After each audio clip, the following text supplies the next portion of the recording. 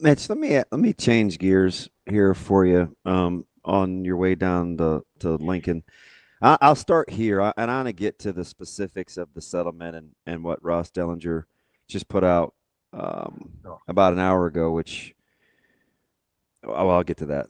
Let me start with: are you a little surprised? Not so much that you've seen a few schools put out kind of the rev share pie or diagram, if you will, knowing there's probably not a snowball's chance in heck you'd ever get that from our current athletic director. Are you encouraged or shocked at some of the transparency?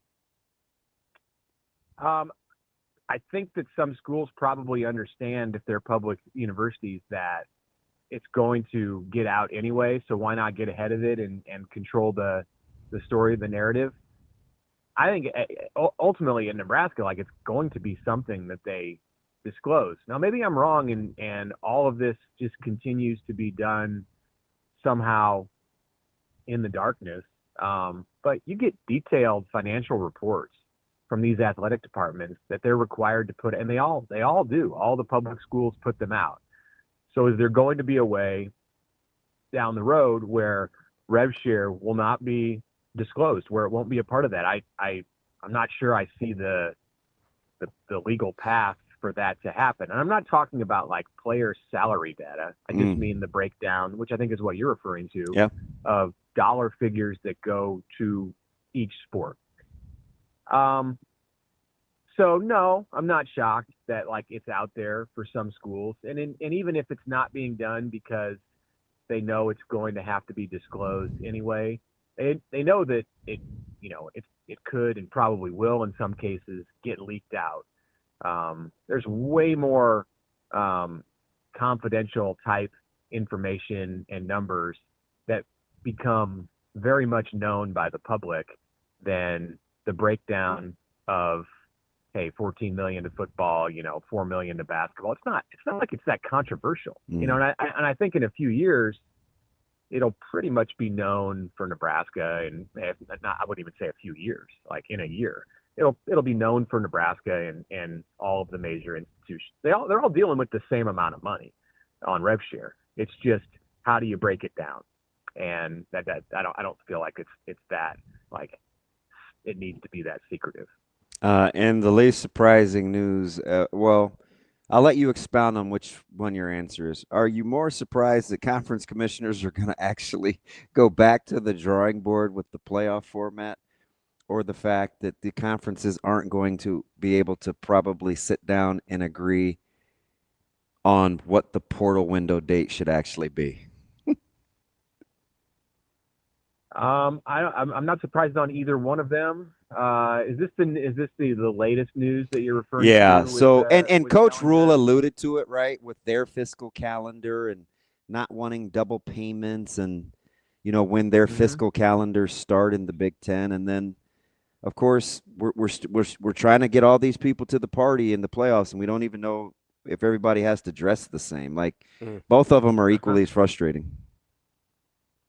Yeah, I mean, I think you can just expect upheaval, and this falls continued upheaval. It's already happened, of course, and until we're in a period of musical chairs right now where everyone's standing up and walking around the circle, and until most of the major players are in their seats, whether it comes to the calendar. And I saw Ross's story yesterday about how changes are to come on the college football calendar. And that one really raised my eyebrows because, a lot of people have been talking about this, like at the media level, a lot of people have been talking about this for many months. And the Well, you suggestions that you were you brought and up, I were talking about this last October.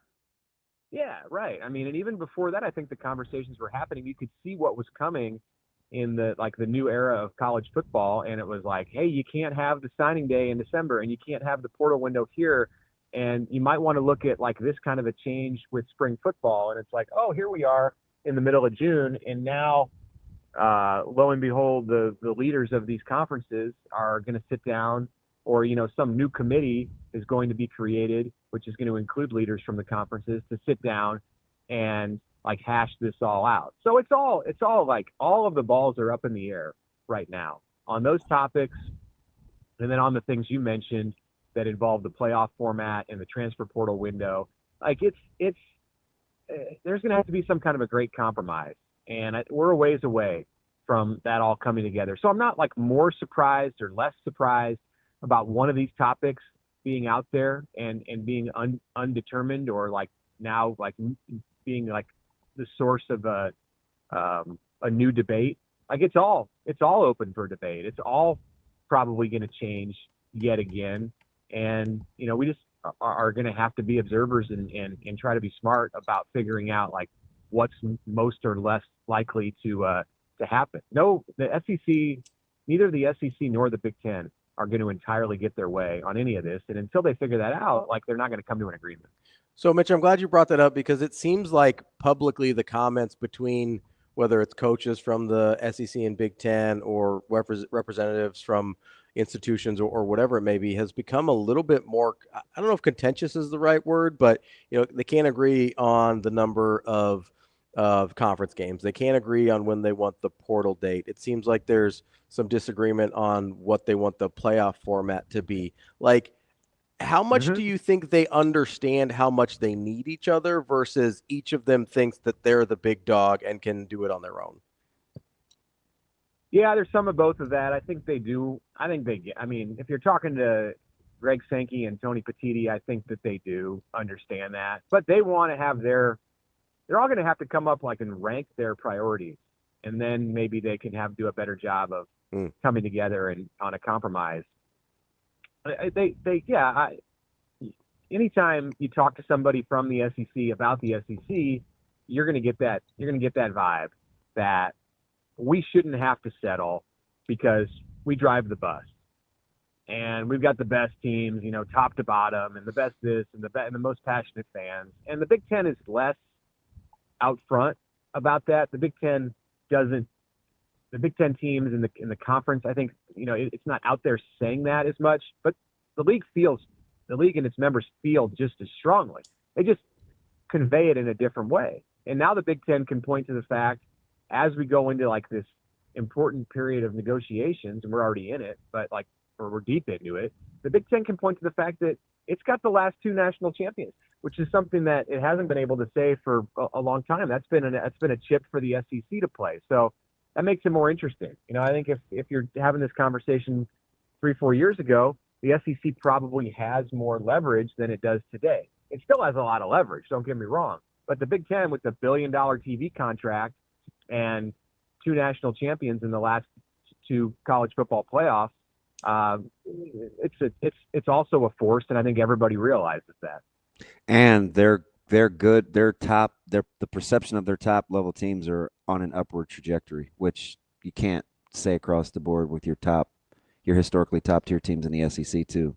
Like if you're looking at trying to gauge it going forward. Bama, you think is on a downward trajectory. Yeah. LSU, you're not really sure what they're doing. Georgia, you probably think they're on at least plateau. And they're their own benchmark, so it has to be lower than what it has been. But Florida's not what they were. Yeah. Whereas Ohio State, you feel really good about. Penn State, you feel really good about. Ohio Michigan, State, you feel good about. You feel like you're going back up. Oregon, you feel really good about. Yeah, but Mitch, let me ask you something. You said rank the level of importance in terms of being able to come to a consensus on where we need to start. You think that's why Chun was so animate about having some sort of resolution by July 1 because of when the fiscal calendar starts for the Big Ten? Like they're dead set on getting this date figured out before July 1st.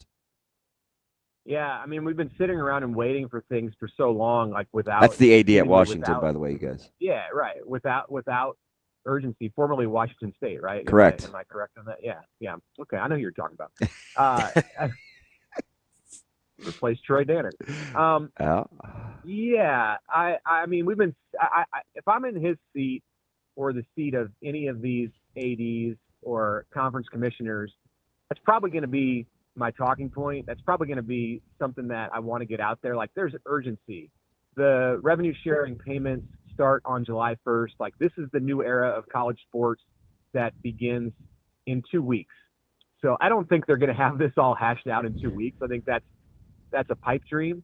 But you have to. I think you want to say that, and you want to start there, and maybe they can figure something out. At least maybe they can figure out how they're going to figure it out by July 1st and like have a process in place, like agree on something at least when it comes to these topics, and then you go from there.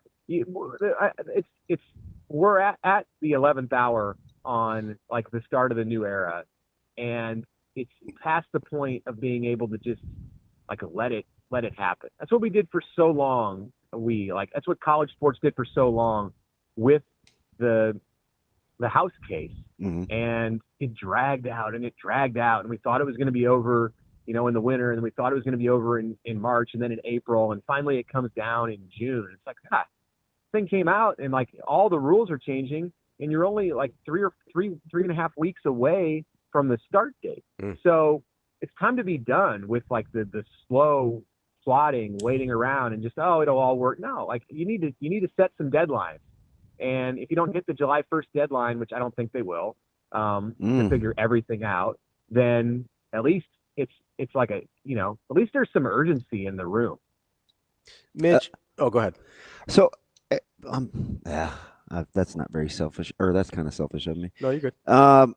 Mitch, surprised that kind of publicly there's the sentiment from SEC coaches that aren't supporting the 4 auto qualifiers. I hate to harp on the AQs, but it's been a thorn in my side we're going to go on 6 years now. That even the SEC can't figure out the whole AQ thing on whether they like it or not. Yeah. Not so much surprised, because that was kind of a Lane Kiffin thing, right? And he started it and just said, hey, why not just put the best 16 teams in? At the time, though, he was kind of and I was like, I'm kind of on the Lane train here. Like, but I get how because my partner was like, okay, that's all fine and good, but we do need some guardrails so we get a little less subjectivity. Yeah, I mean, you assume that you're conference champs there, and I think it was partly what he said. Like, you're not going to have to worry about the AQs, because if you just take the 16 best teams, you're going to have the conference champs in there.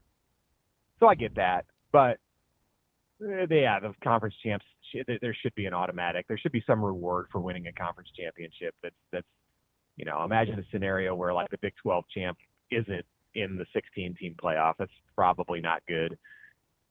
I'm not. No, I mean, I think people are just throwing stuff out there, and Lane is a guy where if there's not if you don't have a consensus, he's going to have an opinion. He has an opinion on just about everything, which is part of what makes him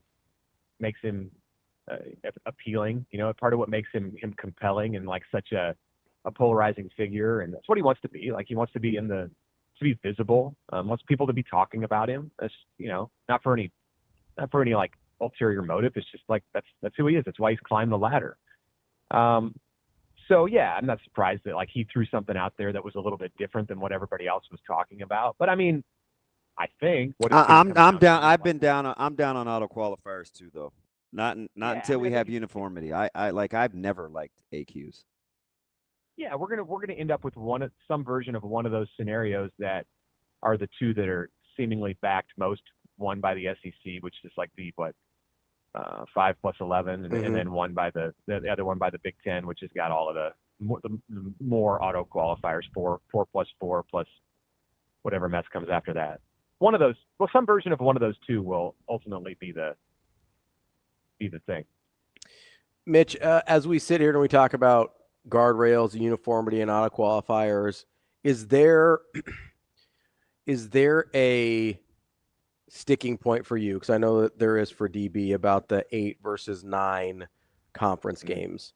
If you're looking at auto qualifiers, because my concern is if we don't put numbers on it, then at some point somebody's going to argue that a 3-loss SEC team that didn't play in their conference championship is better than a 2-loss Big 12 or ACC conference champion. And I'm going to be sitting here pulling my hair out that because we just decided the SEC or the Big Ten or whoever's better than these other two conferences, that they're going to get more teams in than they should. And without the guardrails of auto qualifiers, I don't feel comfortable enough with. Well, the committee hasn't shown you anything to say you're wrong. Yes, the committee hasn't not up to this point. Hasn't given me enough evidence to feel like I can trust that decision-making process outside of putting guardrails on it. Am I crazy? Who are you, paranoid? Ravi, Joel Klatt? What?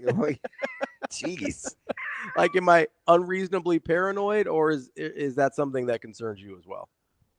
Yeah, I don't know what real argument other than we just want a situation that favors us.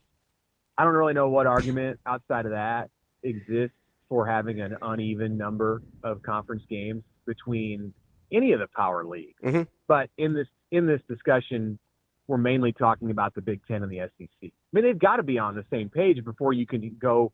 To me, that has to be the first thing that. And this is, I heard Brett Bielema say something like that. It's got to be the first thing that comes into harmony before you can even move on to the conversation about how the playoff structure is going to be formatted. So I think that's going to be at the heart of a compromise that ultimately comes out of it. They have to be on the same page. You can't have a situation like, imagine in pro football, if you had a situation where like the AFC played a different kind of schedule than the NFC. Mm-hmm. You know, that was mine. I mean, you did different games against conference or division teams. Like, no, it has to all be the same if you're all gearing for the same thing in the postseason.